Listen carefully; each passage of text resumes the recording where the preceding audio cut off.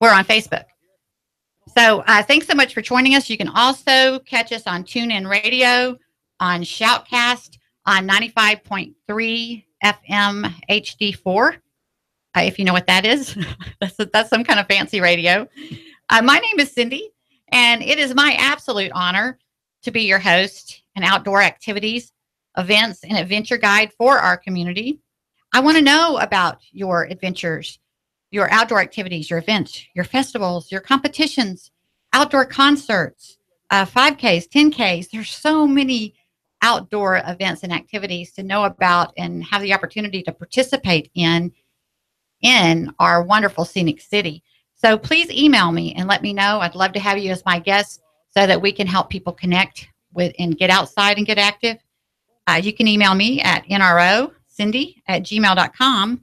That's NRO, like NoogaRadio Outdoors, Cindy@gmail.com. I'm loving getting your feedback and loving hearing from so many people that make such fine guests to connect the community with the outdoors. And I have a great guest coming up here shortly. But first, a quick shout out to Chicken Salad Chick, our wonderful sponsor, Chicken Salad Chick, Chattanooga.com. I love the fact that it's a Southern thing. Everybody loves chicken salad.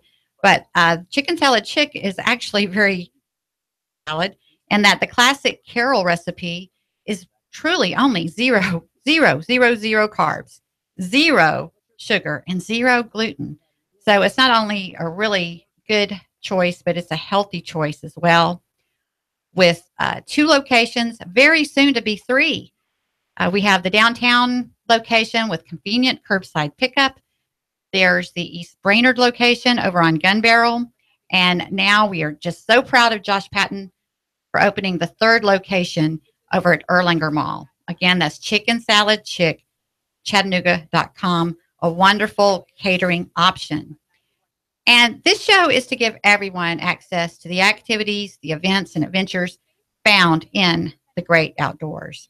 The format of the show is rooted in my passion for helping people and connecting people. I have a Cindy's Choice marketing business, and I have a Cindy's Choice show, and that's what I do for businesses. But that's needed. The networking is needed in all different aspects. And this particular area of getting people active encourages a healthy lifestyle.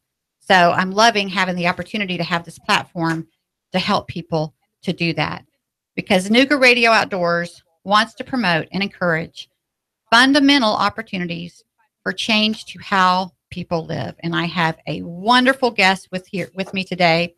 Senator Bo Watson has joined us, and I'm just so honored that he's joining us here today.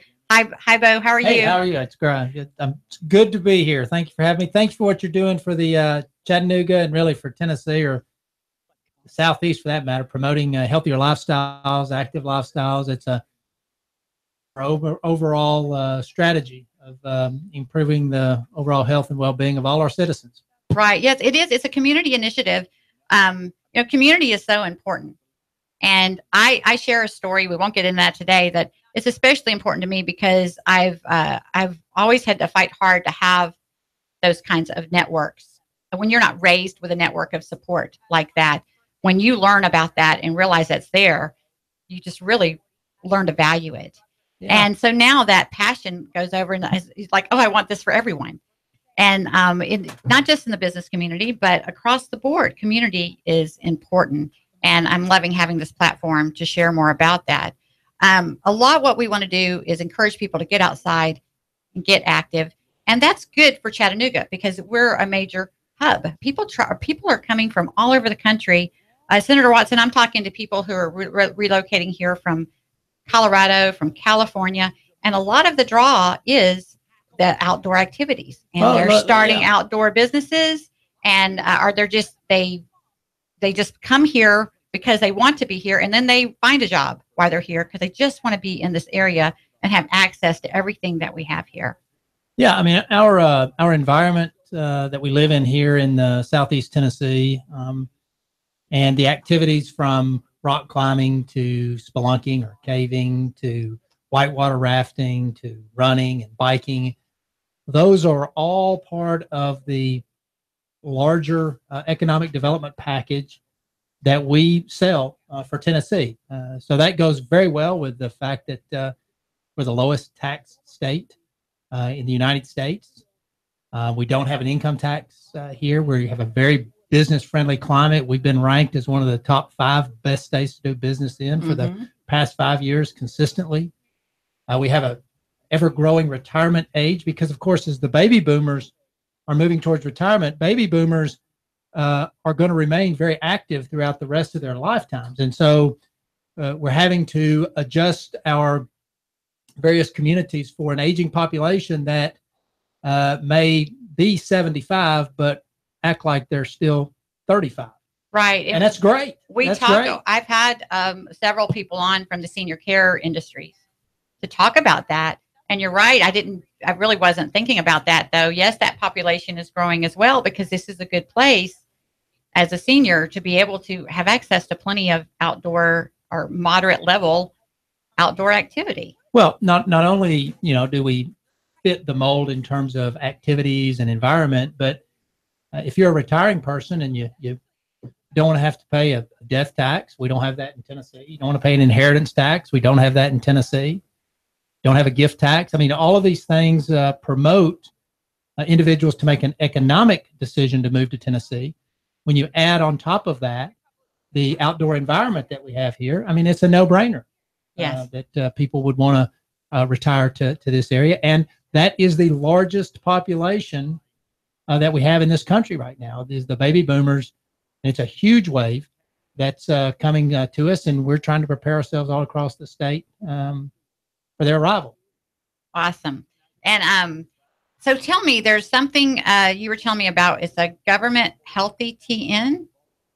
Well, about 6 years ago, Governor Haslam brought together business and industry in the private sector and said, look, government can't drive this whole conversation about a healthier community. And quite frankly, it's important to the private sector, it's important to business and industry that their workforce be healthy, because a healthy workforce has lower absenteeism, a healthy workforce has greater productivity. A healthy workforce has more enjoyment at their work. Those are all very positive for business and industry. And so the governor brought together a group, and it's called Healthier Tennessee. It is a foundation that was set up by the governor. It's a 501c3 set up by the governor, but we used a little bit of state money to start the program, but it's primarily funded by the private sector. Rick Johnson is the executive director, and its basic premise is that we don't move enough in Tennessee. We don't eat well enough in Tennessee, and we need to encourage a more healthy lifestyle. We smoke too many cigarettes.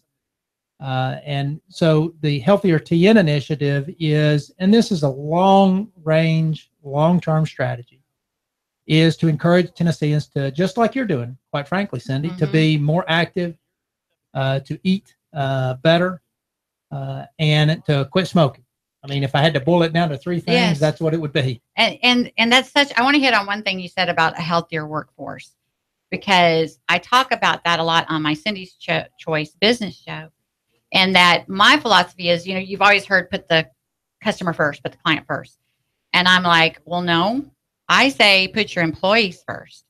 Take care of them. Make sure that they have, pay attention to things like this, like their health and so forth. And then it's kind of like a healthy marriage. If you put that spouse first together, you're better for the children. And, when you have that cross respect. And so that's what I encourage businesses to do, is really think about your employees and engage them into these activities. And that's what I'm trying to allow this platform to do is, all right, well, how do you do that? And we're getting very excited as I bring more and more, build more and more of a network of outside organizations. Then we're recognizing if we can create this hub where people have a place to go when they don't know how to connect. And it goes to the level of businesses. That if businesses have, check out the NoogaRadio Outdoors program. We're going to build a website at some point and have a place for people to go where they can find a way to connect. It's not easy. It's very intimidating for people to join new groups, to get off the couch and start things. And groups are important Well, because sure. Yeah. doing it by yourself is going to be it's hard enough to join a group, but it's really intimidating or harder to start by yourself. And that's, I love having like the Randy Wharton's Wild Trails was on yesterday, and he creates so many group activities. It's just amazing what he's contributing to our community through that organization. But like I had Sorba, hope I get this right, the Southern Off-Road Bicycling Association. And there's tons of associations like that where I'm trying to help people find these groups and hear the voice of these people and hear how they've all been there. They were all, the guy yesterday that came with Randy, he was 6'4" and had weighed 325 pounds.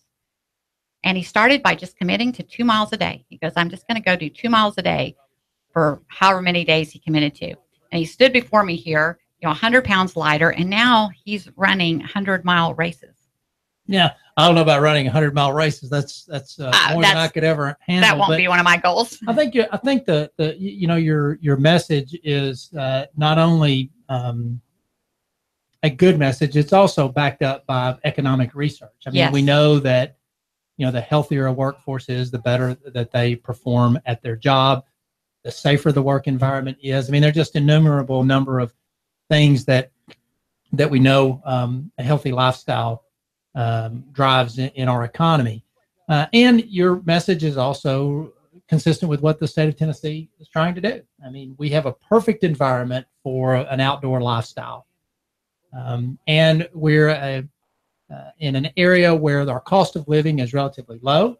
And so people's ability to afford some of these activities is well within their range. The other thing that you're doing and others are doing, and it's in sort of the development stage, as most things are with the internet and such, is the group that you referenced, having a group or a community.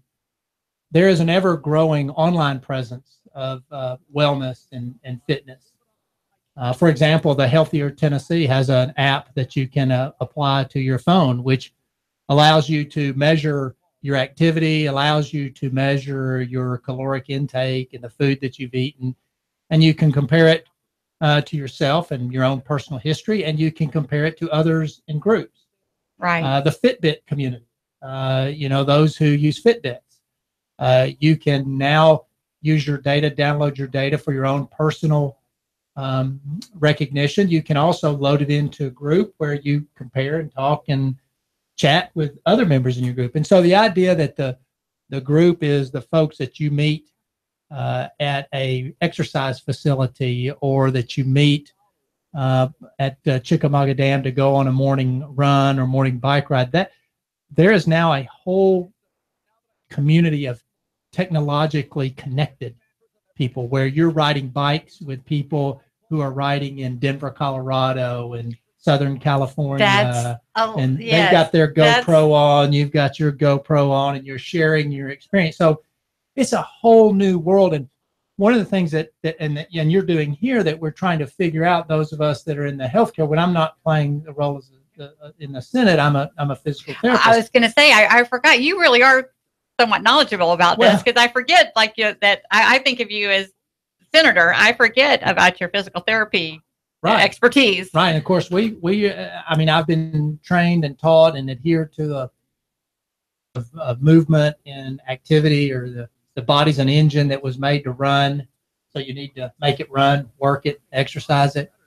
But we are all trying to figure out, how do we utilize this asset of technology to help motivate, and even more than motivate, encourage people. Now that requires us, going back to my government role, that requires us to be ever expanding our interconnectivity through growth of broadband and other type of technological advancements, because you can have online communities, but if you don't have access to that online community, then you're no better off than you are going to the gym or whatever. And so we are still trying to figure out how we use those kinds of technologies to help people. And you can go on today, if you have access, you can go on and download an exercise program from YouTube or other video sources and begin the process of exercising. most of those kind of programs now have ways you can connect with other groups of individuals who are in the same spot you are. And with our demographic testing now that we can do technologically, you can go in, put in your information, and then the system will match you with people who are at the same stage of fitness development that you are, so that you're not the person who shows up at the running. And we've all been there, right? Right. You show up at the running group and you've been running a mile and you're hoping to go a mile and a half today, and everybody else in the group is doing 8 miles to 10 miles, and their pace is 7.5 minute mile, and you're still at 11 minutes a mile, and exactly. They run off and leave you, and you never go back because you're like, well, one, that wasn't any fun, and two, that was embarrassing, right? Yes. Well, now with technology, you get matched up with people who are at the same level of performance that you are, and so it makes it more comfortable to you. Yeah, and we talk about that a lot. That's why I like to have these people that are parts of groups and lead groups on here, because they realize that's a lot. But it's not just that it's intimidating. My personality is I don't want to slow anybody down, and I don't want to if I'm going to go on a mountain bike ride, I don't want to be the one everybody's waiting on. And that's a lot what they talk about, and what I've started this platform for, so you can hear them talk about that. This happens all the time. There's always a new person. And everybody's been there. So when you show up to these groups, they get it. And they are very eager to include you and make you comfortable, because they really care about the sport. They care about our environment. They want more people involved, because the more people that get involved, the more they are aware of the importance of conservancy, the more they can appreciate I know a lot of the land around here was privately donated, but thank goodness for our forefathers that secured so much property around the Chattanooga area that we do have access to. And that's across the board understanding. And that's what this platform is about, to understand how hard it is. We can't just get up here and say, go get active, go get outside. We have all these great things. It's not that easy. That's true. And I'm trying to be an extension to that online, because I had Roots Rated. I can't think of his name, but Roots Rated. Are you familiar with? I'm not. He's working with, I think he's partnered with Blue Cross Blue Shield, and they have an online that's introducing you to trails and so forth, but they're attaching personal stories and trying to get it even that much more personal. Because if you just go to an app and you scroll and look for things, it's still going to be intimidating to show up the first time. And with this personal connection to it, it'll be that much easier. But I love what you're saying about the online. It's a virtual.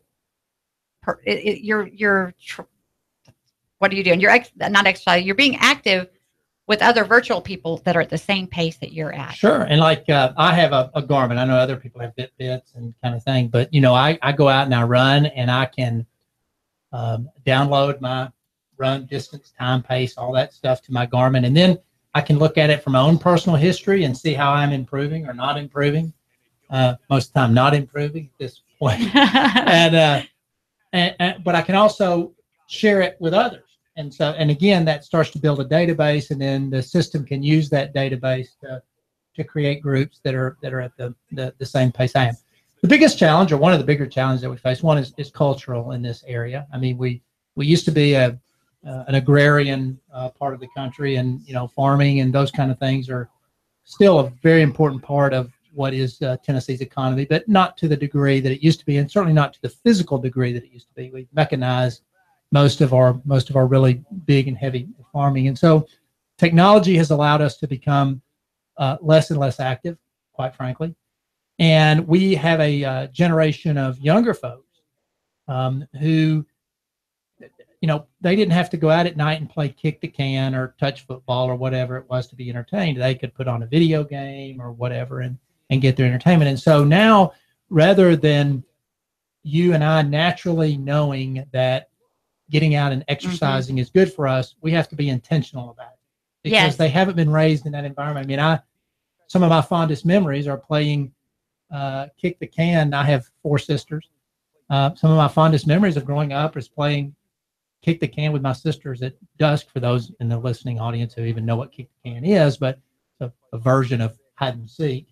And running and sweating and doing all the things that kids do, very common for us in today's world, where parents are, one, kids are less active. Two, parents are a little bit more concerned about the safety. We ran around our neighborhood with no concerns whatsoever. Right. Now parents are less likely to do that.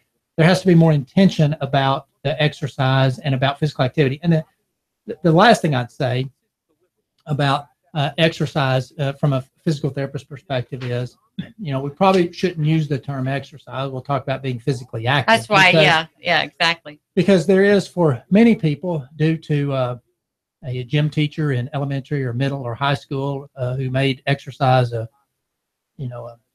burdensome, painful experience, it has a negative connotation to them. And so if you say, well, you need to exercise every day, they're like, I'm not doing that anymore. That's me. I've always stayed active. I'm a hang glider pilot, mountain bike riding, hiking, golf.